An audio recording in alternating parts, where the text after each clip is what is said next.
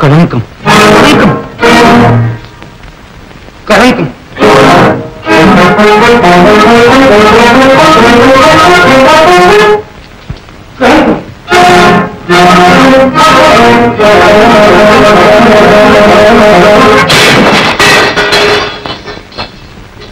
శాంతించండి. సంక్షోభం కలిగినప్పుడే మనసుకు శాంతిని అలవర్చుకోవాలి. శాంతి అది చచ్చిపోతేనే నాకు శాంతి.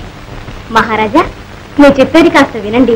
మహారాణి ఇంకా మహారాణి అంటున్నావా? దాన్ని ఎంత నైవంచం! అరుంధతి అనసూయలాగా నటించింది.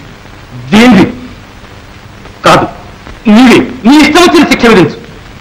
దీన్ని ఉప్పు పాత్రలో పాతి పెట్టించిన పాపల్ని ఎక్కడో అక్కడ పాతి పెడతారు. అంత మాత్రం చేత మీ కోపం తీరుతుంది. కానీ నాకు జరిగిన అవమానం సేనా వసంతోత్సవంలో నా మీద కత్తి దూశాడే తన తల్లిని ఏమో అన్నానని ఇప్పుడేమంటాడు? నన్ను క్షమాపణ కోరతాడా? తప్పకుండా. నిండు దర్బార్లో నిన్ను మనోహరుడు క్షమాపణ కోరాలని ఆజ్ఞాపిస్తాను. పద్మావతిని పాతాళ గృహంలో బంధిస్తాను.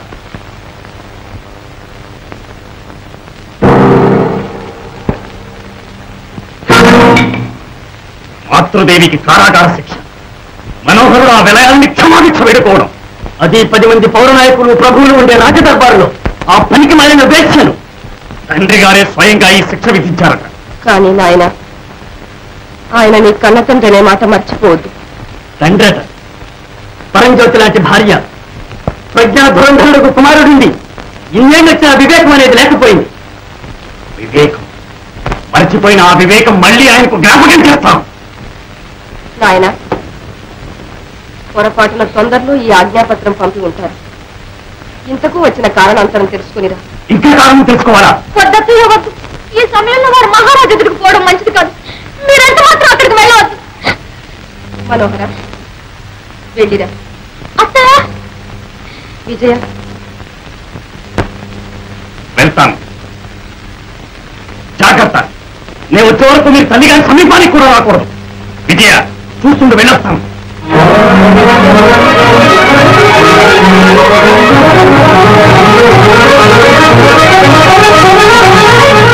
తుఫాను మహారాజా, ప్రళయ భయంకరమైన తుఫాను. నగరం నిలువున సర్వనాశనం అయిపోతుంది. రాజప్రియ, ముందు వెనుక ఆలోచించకుండా మీరు వేసిన శిక్షావిధి ఫలితం ఈ తుఫాను. ఆకలి ఉన్న సింహంగా వస్తున్నాడు మనోహరుడు. అగ్నిపర్వతం ఎప్పుడు జరుగుతుంది? మహారాజా, మీ ఆజ్ఞను ఉపసంహరించుకోండి, లేదా దర్బారంతా దగ్ధపరమైపోతుంది. మరేం భయం లేదు. మనోహరుని సంఖ్యలతో బంధించి తీసుకురండి.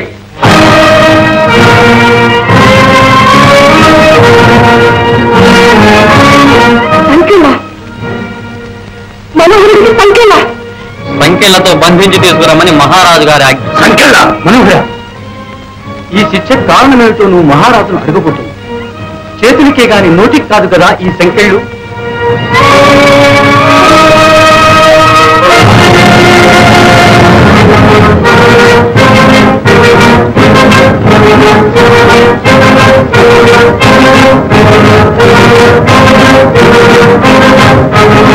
మనోహర, మేము ఇలా ఎందుకు పిలిపించావో నీకు తెలుసా? పిలిపించడం కాదు మహారాజా, సంఖ్యలతో కట్టి నన్ను ఇక్కడ కీర్తించారు. అవును, ఇది మా ఆజ్ఞ.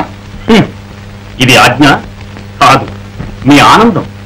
కన్న కొడుకును, కనక మాణిక్యవాణని కన్నుల్లో పెట్టు పిలిపించిన కొడుకును, చోళ వీరాంకురమని స్వర్ణడోలికల్లో నుంచి ముద్దాడిన కొడుకును, కులానికి మణిపూస, కన్నులకు వెన్నెలలేడు, వంశోద్ధారకుడు, వజ్రాల గని, ఆంధ్ర వీరకేశరి అని అల్లారు ముద్దుగా పిలిచిన ఆ నోరేనా ఈ ఆజ్ఞ విధించింది.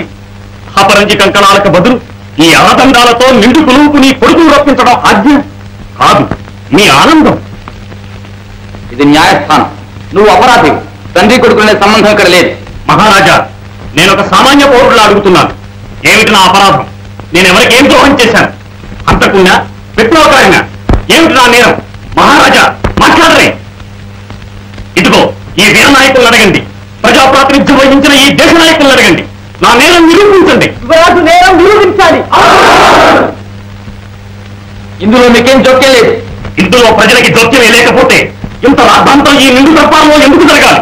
రాజకుటుంబంలో జరిగిన కల్లోలాన్ని రచ్చకెట్టించడం మీకేం గౌరవమా? చోళవంశీ చరిత్రకి ఇదొక ప్రతిష్ట. చాలు. వసంతోత్సవంలో సేనాదేవికి నువ్వు చేసిన అవమానానికి ఉన్నామని క్షమాపణ వేడుకో. క్షమాపణ? ఈ కులగను క్షమాపణ? మనోహర, రాజ తిరస్కారానికి శిక్ష ఏమిటో నీకు తెలుసా? అగ్ని సాక్షిగా పెంట్లాడిన ఇల్లాలని విడిచి ఓ వెలయానితో ఈ కులుగుకూటంలో కులుగుతున్న ధర్మద్రోహికి విధించవలసిన శిక్ష కంటే ఏమంత ఎక్కువైంది కాదు. మనోహర సౌకరించావా? మహారాజా, ఈ అవమానంతో జీవించడం కంటే మనకి చావే నేను. ఈ కుతర్కంతో నా కోపాన్ని రెచ్చగొట్టవద్దు. వెంటనే సేనాదేవుని క్షమాపణ కోరు. ఇది ప్రభు ఆజ్ఞ. ప్రభు ఆజ్ఞ కాదు. ధర్మ విద్రోహం జరిగినప్పుడు దేవుణ్ణైనా తక్కించక మానవు. మహా ఇల్లాలైన తల్లికి కారాగార శిక్ష విధించిన తండ్రి దుర్మోహాన్ని ఏ కొడుకు ఉపేక్షించి ఊరుకుంటాడు? నువ్వు క్షమాపణ కోరుతావా లేదా? మనోహరుడు, ఈ కులగను క్షమాపణ. అవును, ఈ క్షణమే. క్షణం దాకా ఎందుకు, ఒక అలక్షణం చాలు. కానీ ఎవరినో తెలుసునా?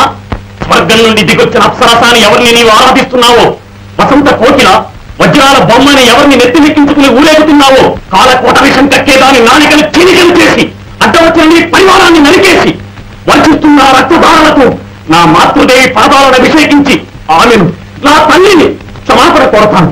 నిర్వర్తించమన్నారా? ఇలా మీ ఆజ్ఞ నిర్వర్తించమన్నారా? భయపడుతున్నావా? పాపం, పురుషోత్తముడు యుద్ధరంగంలో పులి కత్తి చూస్తే శత్రుజయం గరగలలాడిపోయేది. అలాంటి మహావీరుడు ఈ మాయనాడి వల్ల పడి పిట్టలా గిజగిజలాడిపోతున్నాడు. నా నోరు చూస్తే లోకం నోరు చూస్తావా? ఊరి నాడు ఏకమై ఘోషిస్తోంది. అవును, నీవు కులగాపుత్రుడవని ఘోషిస్తూనే ఉంది. ఒకసారి కాదు, 1000 సార్లు అంటాను. నీవు కులగాపుత్రుడు, కులగాపుత్రుడు.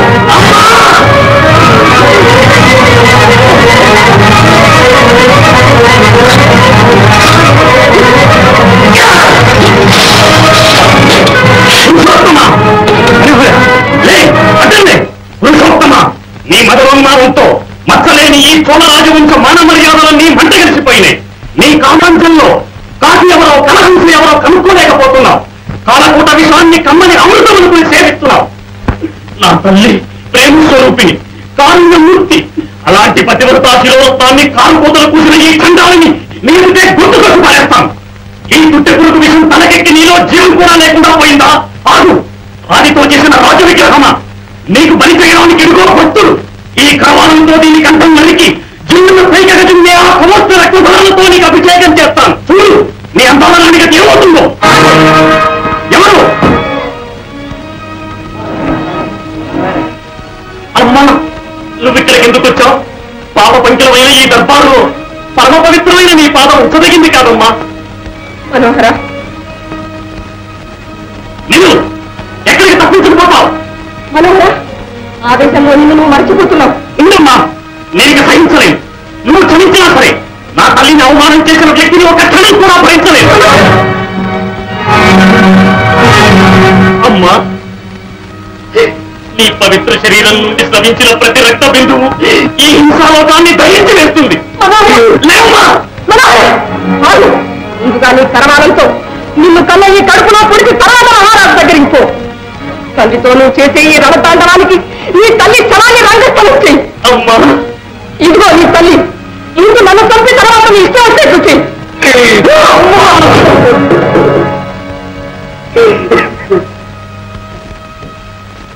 అమ్మా, ఇక నేనేం మాట్లాడను. నాకై నేను ఎవరిని చూడనని శపథం చేశాను, వారిని నీ వల్లనే ఇప్పుడు చూడవలసి వచ్చింది.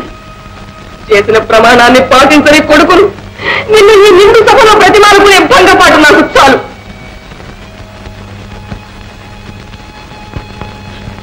అమ్మా, ఇప్పుడు నన్ను ఏం చేయమంటావు? ఆ కత్తినిలా ఇవ్వు.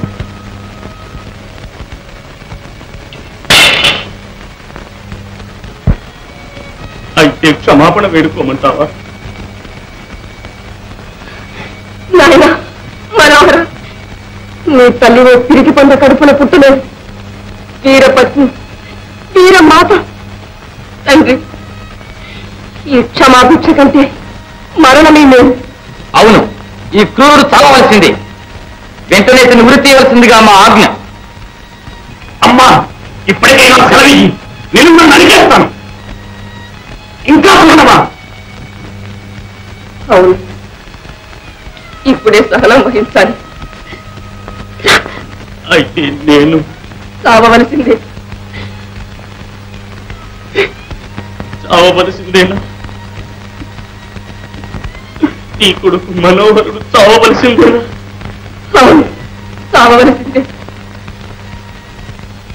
తండ్రి కొడుకును చంపమని ఆజ్ఞ ఇవ్వడం, అందుకు కన్న తల్లి అంగీకరించడం ఇంతటి అదృష్టం ఎవరికి లభిస్తుంది నాయన? ఓ తండ్రి,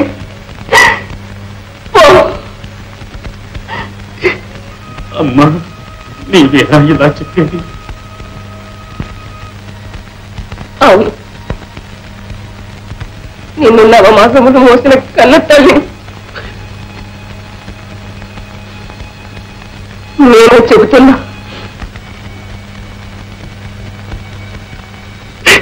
అమ్మా, నిన్ను విడిచిపెట్టి నీ విధిని నిర్వర్తించు.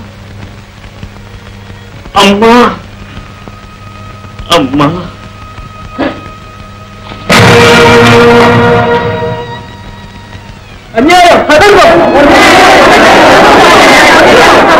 శాంతించండి. మహామంత్రి, మనోహరుని వచ్చేస్తడానికి చేస్తండి.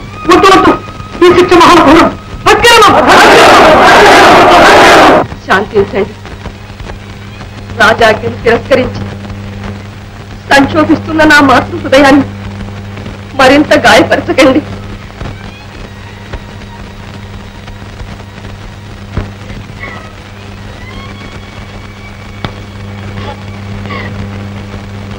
తండ్రి, ఇదే నా కడపటి వీడ్కోలు. తిరిగి పరలోకంలో కలుసుకుందాం.